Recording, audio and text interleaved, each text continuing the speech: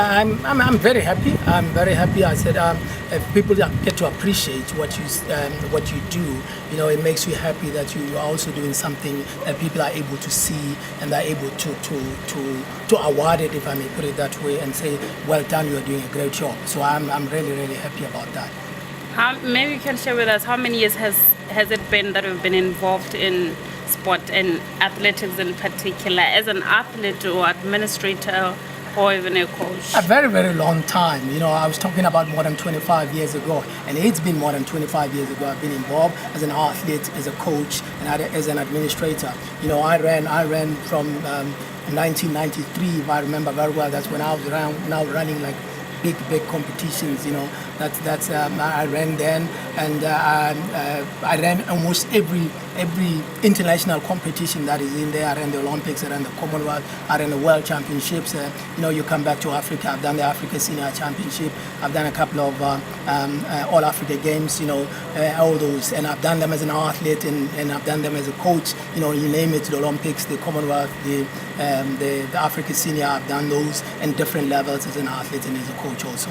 In recent years, some athletes from Botswana have performed impressively on the world stage. What went into producing those athletes, especially that we know that some of those big names are the names that we work with every day?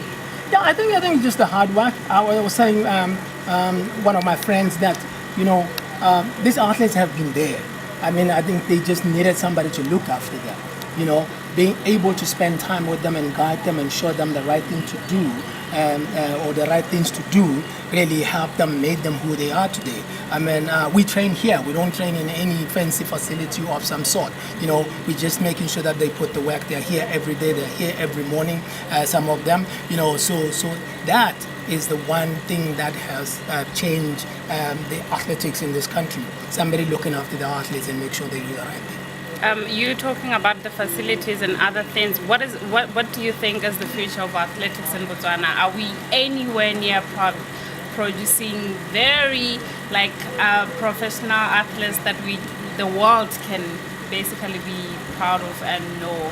I think we're already doing that. If you look at our athletes now, if you look at Isaac Makwala, if you look at Nigel Amos, if you look at Babulu Kitebe, if you look at those athletes that we have at the moment, when you mention their names and on the world platform, or the people know who you're talking about. So I think we are at that. We just need to do more. I always tell people more, and more. It's just bringing in more personnel, more support on the ground of people. Like we need to have a full-time physiotherapy. If we are competing at that level, we need to have that. We need to have a dietitian. We need to have a sports psychologist. Because when you step up the game, when you go to the Olympics, you're running every day at a high intensity. Somebody needs to be there to make sure that you recover well.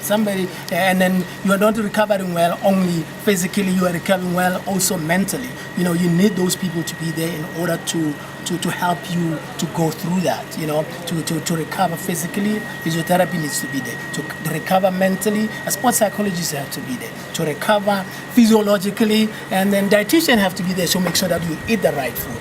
So those are the things that I think we're still lacking behind on them.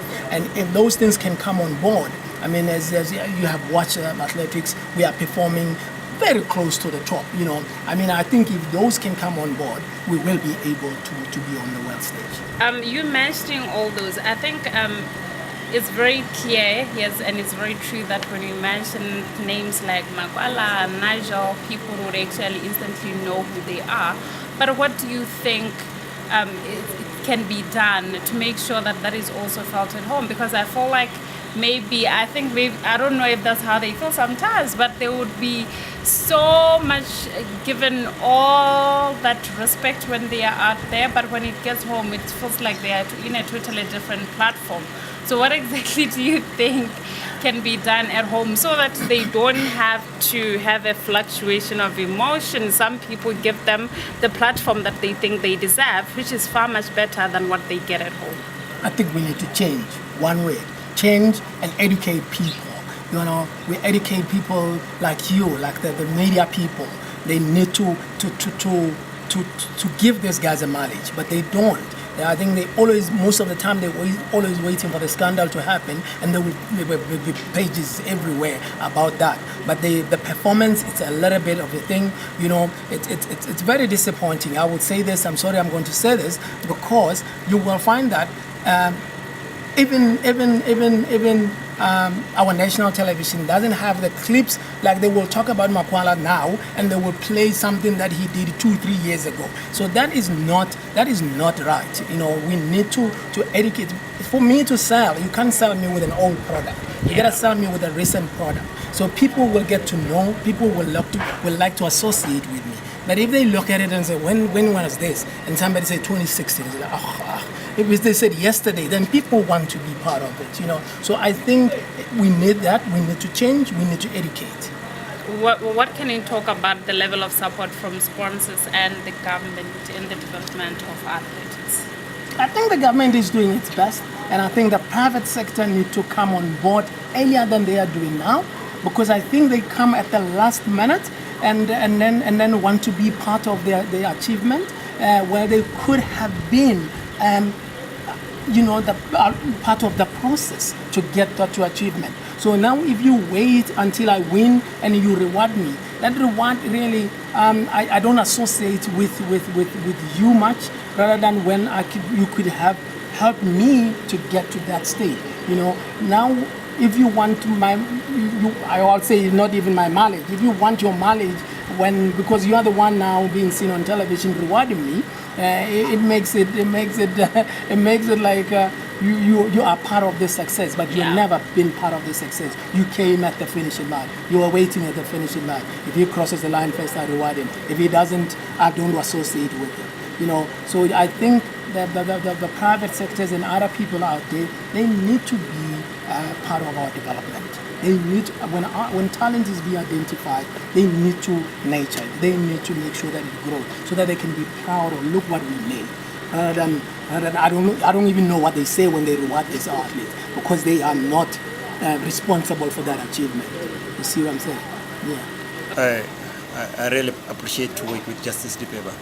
I started to work with Justice Dipeba in 2013. Since then, Simul's on top in the world, you know.